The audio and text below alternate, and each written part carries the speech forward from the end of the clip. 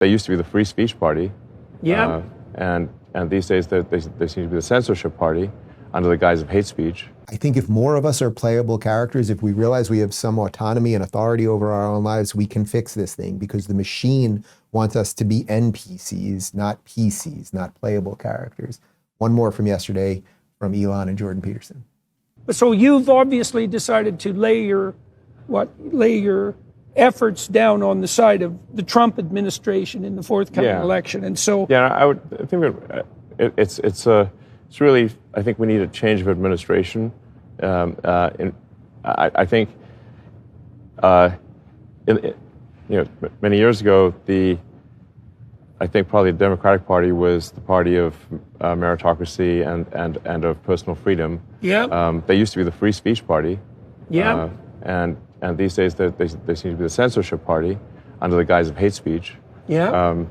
So weirdly, in my view, the Republican Party is actually the party of that's the meritocracy party, because the Democrats are also promoting DEI, which is really just another form of racism and sexism. It's the most pernicious form, I think, actually. Right. So it's anti-meritocratic. DEI is fundamentally anti-meritocratic. So then it insists on dividing people by groups, right? As the primary, what would you say, conceptual distinction between individuals? Yes. Race, in fact, ethnicity, sex. I think the Democratic Party is stoking division. I think the evidence for that's clear. All of this group identity nonsense has made things much more. I can see it in Toronto. When my kids grew up in Toronto downtown, I would say they were race, ethnicity, and gender blind. Right. Seriously. Yeah. They had an unbelievably diverse range of friends, and no one cared. Sure. And even in Toronto, that started to shift around with this emphasis on group division. It's a really ugly thing to see. So yeah, not good. Not good.